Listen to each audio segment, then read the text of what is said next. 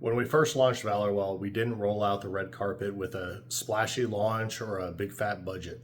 There was no war room, no fancy ads, just bare bones website, something I slapped together for $100 and threw it on the internet. That was it. There was no hype, no big promises, no investors breathing down our necks. The plan, maybe 5 people would sign up, just enough for us to figure out what the hell we were doing. All right. Then the first month hit. We had more than 100 people signed up. Over 100. It's crazy. We didn't have, again, no search engine optimization, no pushing out ads, no anything.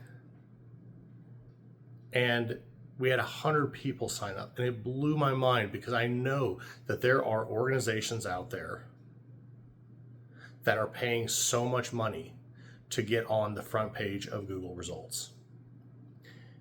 And my first thing was to look at what we were doing to get those and how do we turn it off.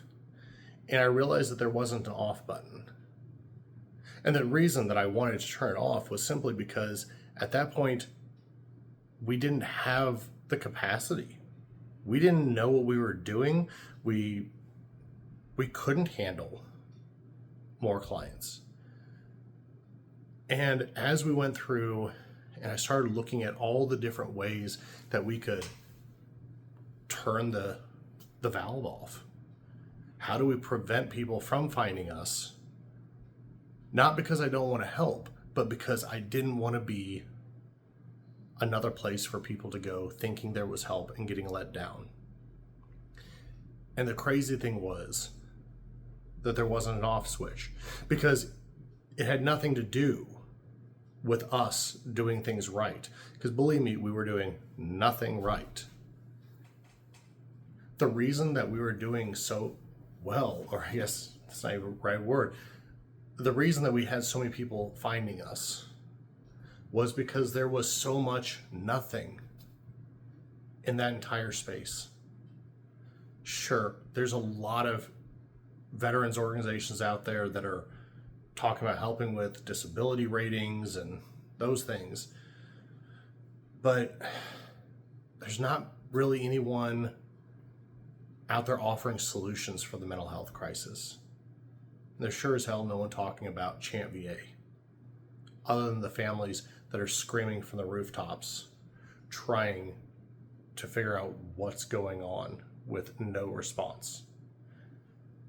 We were serving this huge screaming void of nothingness.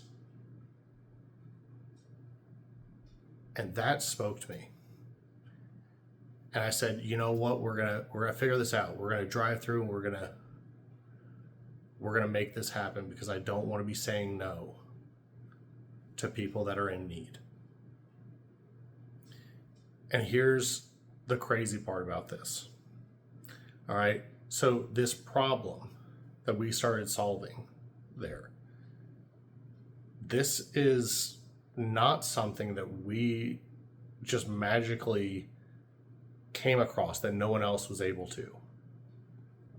This was just us being the ones who decided we were going to make it happen.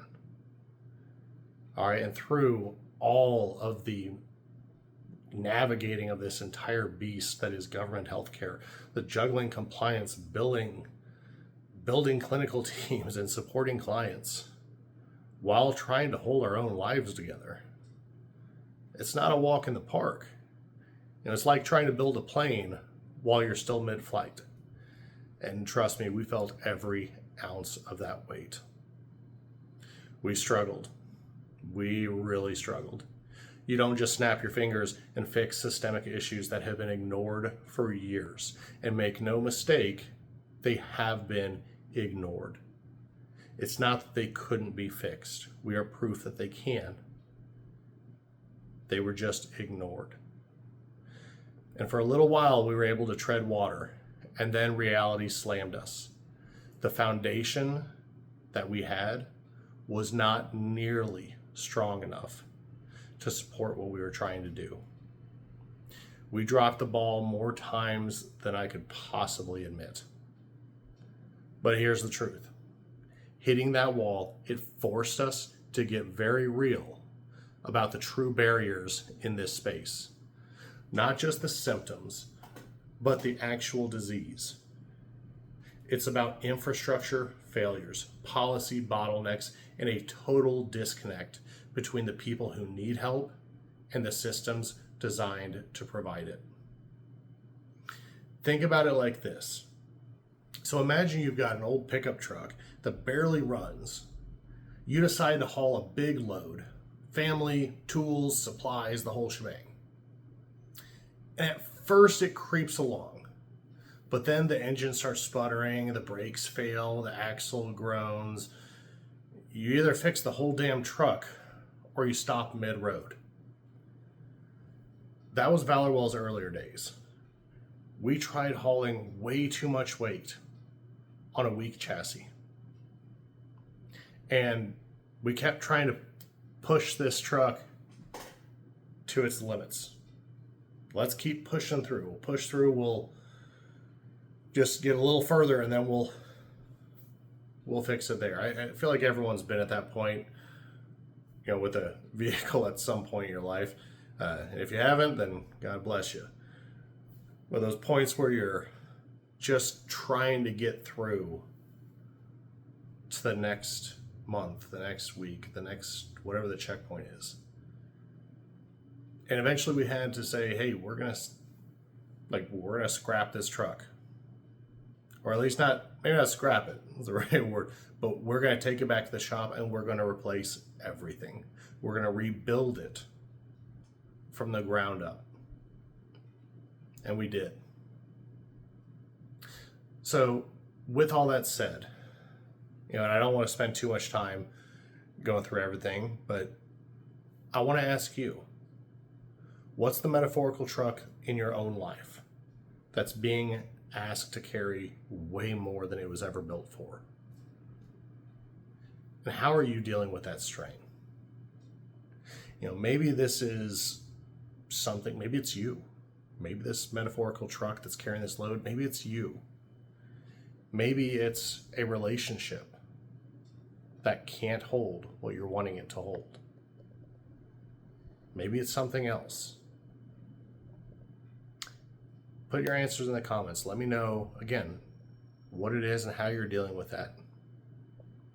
Like this video if you are tired of broken systems, and subscribe because you don't want to miss what ValorWell is building next.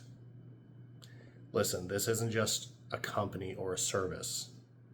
This is a movement. We're here to bridge the gap, connect the dots, and fight the good fight together.